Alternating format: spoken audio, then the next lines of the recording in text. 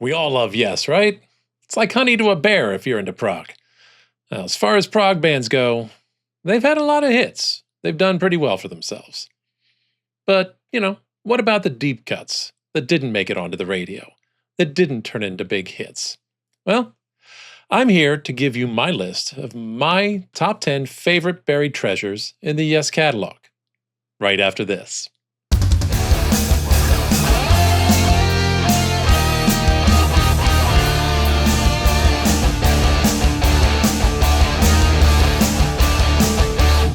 Well, hello there, my fellow prog noggins. I am Dave, and welcome to Bleeding Edge. Thank you for joining me. So, as we know, Yes has churned out a bevy of classic tunes and albums, and they've also released a lot of things that didn't get so popular, so, there's a lot to sort through here. I won't take too long to get to the point. But before we get to it, two brief notations. Number one, I shied away from albums that had, like 3 songs on them, 3 or 4. The way I figured out, those albums were classics as a whole, and it's kind of hard to have a deep cut with so few songs on an album like that. Maybe that's only my philosophy, but that's what I did. And 2, I will openly admit that there is a strong current of nostalgia going on here. Perhaps that's always the way with things like this. And, I am saying these are my personal favorites. I'm not in any way, shape, or form trying to suggest that this is an objective list or an attempt at an objective list. So, let's get started. Now, as I said, this is a list of 10, but we're going to start off with 2 honorable mentions. First and foremost, this little tune. Shout to the freedom, shout. Only one more body of love in the rolling,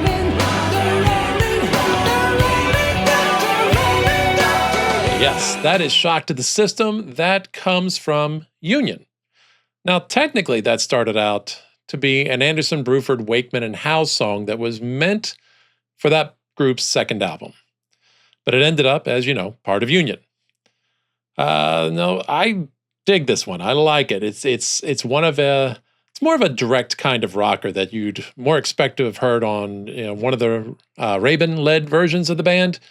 The primary riff is very memorable, very insistent, and there's not just one, but there are 2 midsections that are very suitably emotional, primarily driven by the John Anderson vocals, of course.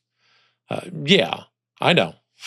There are problems in that the only person I am, I guess, 100% certain, as much as I can be, 100% certain who performed on this version of the song is Anderson. Howe wrote it, for the most part, at least wrote his parts. He recorded his parts.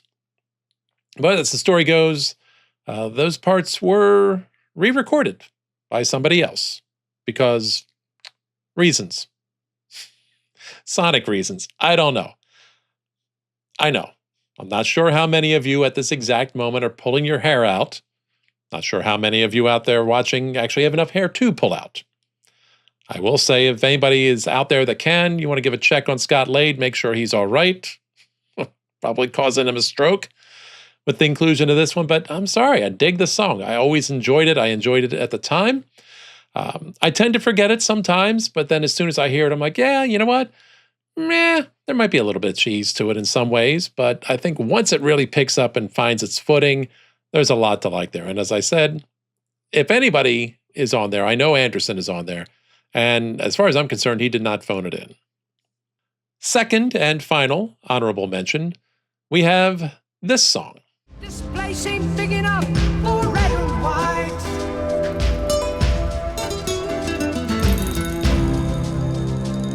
This place ain't big enough for style. Yes, that is Birthright from the first Anderson, Bruford, Wakeman, and Howe album. Love how this one opens with these ominous ambient synths, and they're paired with primitive-sounding percussion until we get these 2 big drum beats. And those 2 big drum beats, boom, boom, just carry us through a good portion of the song. We get these added guitars, these sparse guitars, along with John's vocals. Eventually transitions into this more aggressive guitar, gets a bit more grandiose, a bit more symphonic. The vocals are elevated and more emotional. Tony Levin bass, it's not the love there. And from there, it's a suitably dark story about the decimation of an indigenous people, drenched in simmering anger, recriminations, and regret. It's a dark song, but I love it. And later, you get Rick Wakeman gets all shreddy on the keys. It's kind of fun to listen to that as well a little bit. It's a bit atonal, it's a bit chaotic, but nonetheless, you know what? I enjoy it. And honestly, at this moment, this song probably would have been in my top 10, except for the fact that it is technically not a Yes song. At the moment that was made, considering the fact that 4 of the guys from the classic era of Yes were on it, and one of those 5 guys in the classic era was in another band that used the name Yes, it's kind of almost criminal that these guys didn't get to use the name Yes, but it is what it is. All right, we start off in the actual top 10, and that leads us off with something more recent. Matter of fact, off their last album at number 10, Mirror to the Sky, the title track from their last studio album.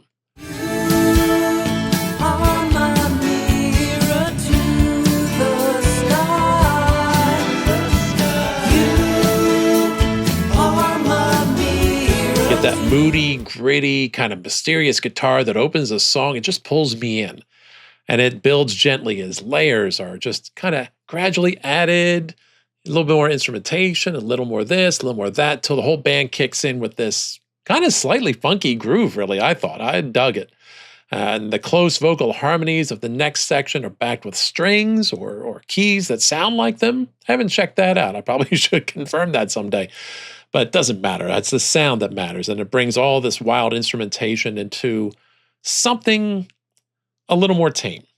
It brings it down a little more restraint. It's punctuated occasionally by these solo instrumental flourishes here and there, especially the bass. And then we're led into, I guess, what suffices as the chorus, which recalls, for me, the grand melodies of Yes classics of the past.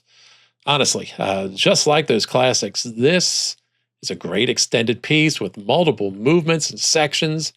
I don't have time to describe them all here and now, but each one really has its own gorgeous contribution to add, and it just makes up for a wonderful 11 minutes. Time to try, for we are the lords of the future. True pillars of At number 9, unintentionally reverse chronological, just the way it landed when I sorted through all these, we have The Ice Bridge from The Quest, the next to last studio album from the band. Now talk about a sweet late career gem. Yeah, those first 2 notes, if you're like me, every time you hear them, you're immediately thinking Emerson, Lake and Powell every single time. But when the song just fully launches, it's like this full-on assault of virtuosity worthy of their 70s work. Yeah, granted, there's only 2 members left from the 70s in that particular incarnation of the band, and there's none at all who were original members. But nonetheless, this is really the fate of all bands 50 years on anyway, though, isn't it?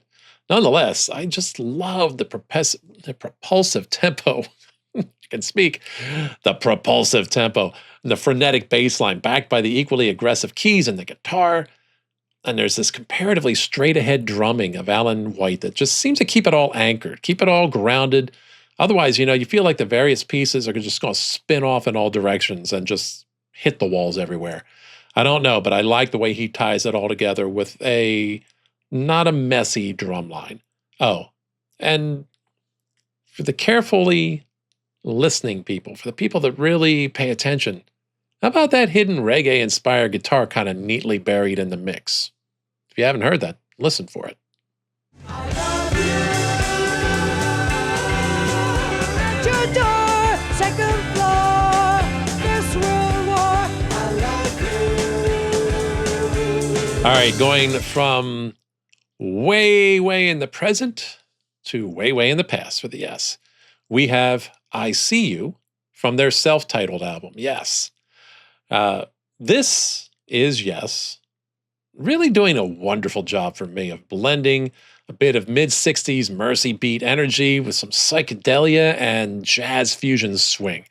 I feel like this is about as much as Yes ever blended some jazz into their music, more so, say, than the classical and folk.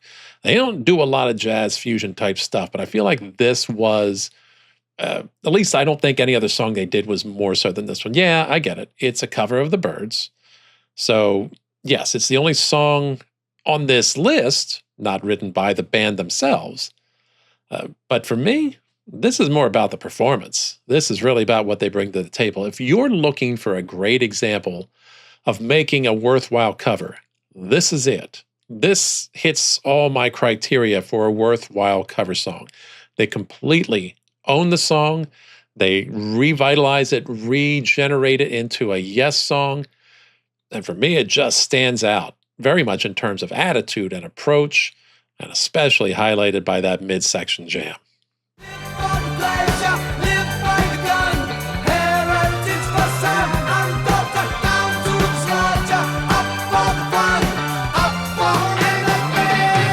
All right, as we hit number 7, this will be the first of 2 songs from this particular album. There are actually 2 albums. They get 2 songs listed.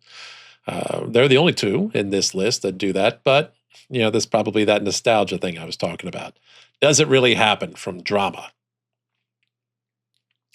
I love the burly bass line intro of this song and how it just then carries into this full band jam. That has fun with unexpected rhythms and these counter riffs, if that's an actual term. If it's not, I just made it up. Please note the time and day. I want it on the record. Just so nicely grand in that opening before we get into a more deliberate swaggering or maybe stomping tempo. The rhythm section really, for me, shines on this one. Taking the spotlight away from Howe and Jeff Downs, I mean, that's no easy thing to do. A horn might sound, I don't know, a bit more un-Anderson-y, less Johnny, whatever, on this one. But I really dig his vocal precision that he uses in either following the beat in a lot of parts or at other parts going like completely counter to it. I just love the way he puts that in there and kind of syncopates his singing, or in other parts keeps it in time with the rhythm. I like that. It really keeps the song interesting, I think, along with all the other syncopated flourishes in the midsection where things get really a little crazy. But for a drumhead like myself, that rhythmic interplay between the band is really nice. And yet at the same time, the song is just nicely accessible with still having that, yes, complexity, but perhaps in a more subtle way than normally, the little slightly restrained complexity. And yet this memorable chorus and this memorable vocal line and melody that just kind of sticks with you. And that is all the way up until that final minute. Well, then the band sort of lets loose and has a bit of fun with the kind of return. They fade out, then they come back, or they end and they come back. One of the things. There's a silent break in there in the middle that fools you into thinking the song's over, a false ending, as we like to say. And we get this sweet Chris Squire bass solo that just adds a little bit of funk to his famous dexterity.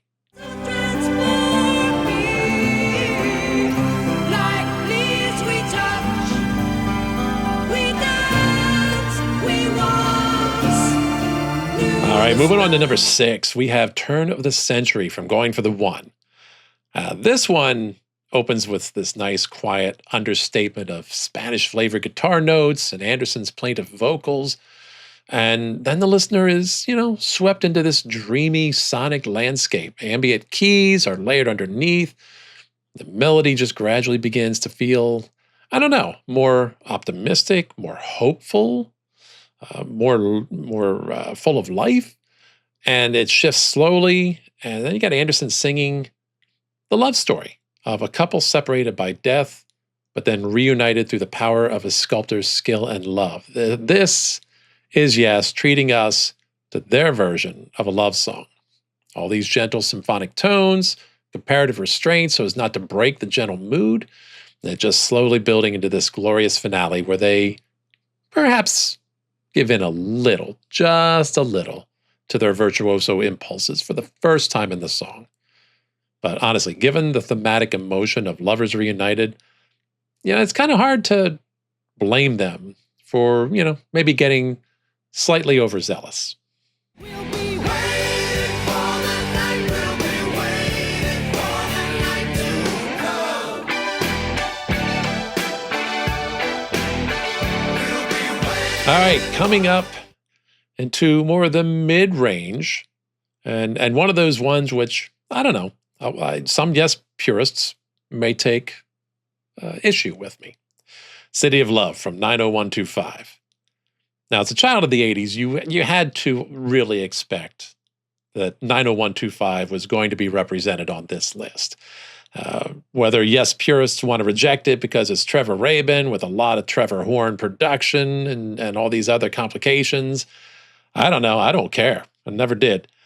This is one of two hard-edge songs that have always stood out for me on this particular album. The loping sort of stop-start rhythm of the bass and the guitars, really what drives this one, digging down deep into a solid, heavy bottom and doing more with two notes than most bands can do with a dozen. Matter of fact, someday I think I want to make a list of bands that absolutely killed it with just two notes. But the counterpoint of the keys, whether it's the xylophone-like riffs in the verse or this grandiose flourish that follows the vocals of the chorus also, this one offers some really, really tasty contrast, and I dig it. I've always loved it. Follow that with the blues-tinged riffs of the midsection, and this is just a great example of early 80s hard rock meets new wave swagger. And those stadium-filling vocals of the chorus, yeah.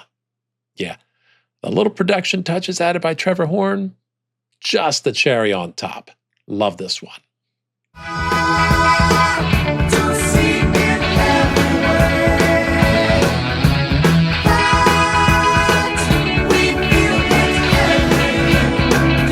Next at number 4, the second representative from drama, we have Machine Messiah. Now, this to me is a song that in some ways portended some of the future harder edge tones of Yes and also Asia at the same time for the 80s. And it starts out with Yes's, I think, probably almost certainly heaviest and crunchiest riffs, certainly to date at that point in time, but maybe ever. It just kind of fades in gradually with this sort of processing that gives one a sense of machinery, which, keeping in with the theme. Then it transitions to this orchestral arrangement that brings in a grand avalanche of drums, and we're escorted into the galloping acoustic guitars, keys, drum beat, and Trevor Horn vocals of the verses. And that's a lot to take in just for the beginning of the song. From there it gets better. We're treated to a propulsive flow of patterns and shifting textures and alternating between mechanical rhythms, sci-fi keyboards, charging bass lines, heavy guitars, all of them taking turns in leading the band, really. This grand operatic crescendo of the midsection is just so deliciously ominous and over the top, and how it then suddenly flows into this quiet, simmering, ominous middle. It's hard not to love all of this. Dig this song totally. Inside out, outside in, everywhere. All right, coming in at number 3 from an album full of classics, Perpetual Change. Yeah, right. Speaking of albums where it can be easy for great songs to still be overshadowed by an overabundance of classics, the Yes album is one of those albums. And this gem really, to me, doesn't often get the attention that the rest of the treasure does. Still, you got this energetic intro, we get a melodic and gentle opening verse. It's all highlighted by Anderson's vocals and piano with a bit of country twangy kind of embellishments by Howe on guitar. And as the song moves along, it just builds momentum with this gently kind of undulating chord progression. And then there's more input from the rest of the band. It's all building. And eventually, the band finds its way into this light kind of jazz-influenced midsection, highlighted by uber cool noodling by Mr. Howe himself. And that leads us to a higher tempo, a faster tempo, highly rhythmic section. It leads us into another reprise of the original theme, more aggressive soloing on guitar. Then it all circles back to the original verse motif itself. This is just one of a great mid-tempo grooves the band puts out to counter all the runaway bombast of a song like Roundabout. And again, if you can find a deep cut on an album as classic as the Yes album, this is it.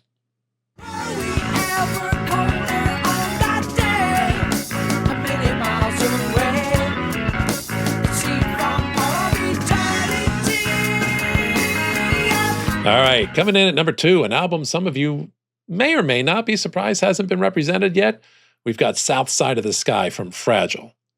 Now, okay, nestled among all those uber classic hits and a bunch of, I'm going to say it, self-indulgent solo noodling diversions lies this often overlooked gem. It's got the insistent groove that's countered by looping arpeggios. And then these sections kind of trade the spotlight back and forth until you reach the mid-song piano instrumental that gives us this kind of dark but quieter break, slow down in the pace.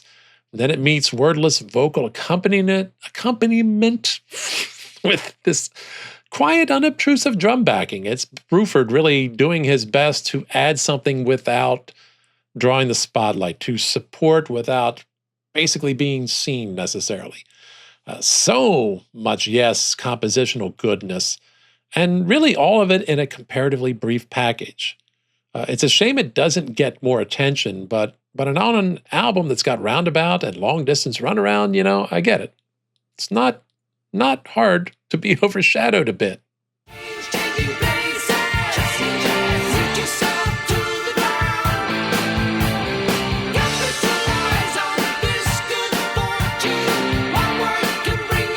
And finally, my number 1 deep cut of Yes, the song that, amongst all of these, absolutely, although they probably all fit, but one that is an absolute never skip for me. The second representative from 90125 is Changes. You heard me mention earlier there were 2 hard-edged songs on that album that always stood out for me, and this is one of them. And 90215 for me was truly a seminal event in my adolescent life. There are a few albums, there's maybe 2 or 3 other albums I can remember listening to as much as this one. And truly, this was one of the biggest albums of that time, and it was worthy of constant repeat listening because it's just one great song after another. There's not a dud on the album. There's only variations of greatness for me. Being really, too, one of my inroads to the world of prog before I even knew what the hell that meant, it didn't matter to me that there was no Steve Howe or that the lead vocals were kind of shared by Trevor Rabin and John Anderson. It's fine. Here, I love the staccato keys that open and then are later joined by drums and guitar. I love all the power that's on display there. Then you get into the simmering anger of the verses, and then you get this hard rock punch of the chorus, all the way into the biting parting words of the mid-song bridge. Matter of fact, kind of 2 mid-song bridges, and both of them kind of almost these sardonic, sarcastic asides on the part of Anderson. I don't know that I've ever heard him sing with quite so much bite as he does in this particular section. So, yeah. Is this the most Yes-like song in the list? No. No. I will admit, as far as the grand scheme of Yes songs go, this one is diverging quite a bit. It is, shall we say, deviating from the norm. Doesn't matter to me even a little bit. Matter of fact, I think that's why I love it even more. Every minute of this, for me, is pure musical bliss. So, there you have it. All right. How many of you have I pissed off? How many Yes purists are screaming at their screen at the moment? That's fine. Well, stop screaming at your screen and put your thoughts in the comments. Let me know what you think. What do you think I should have included? What do you think I overlooked? What atrocities do you think I committed? I'm happy to hear all of it. Share your thoughts. Give it a like, even if you don't like it. Do it anyway. If it made you think a little bit, then I think the thumbs up is deserved. Just do it. And take a moment to subscribe to the channel, too. It'd be fun to have you following along for the ride this year. It's free, it's painless, doesn't cost you a thing. If you'd like to do more, sure, go ahead. I've got links down below. You can buy a little bit of merch, get a nice little t-shirt like this, or hell, just buy me a cup of coffee if you feel the urge. So, until next time, this is me telling you, hang loose Never fear to deviate from the norm, and keep it froggy.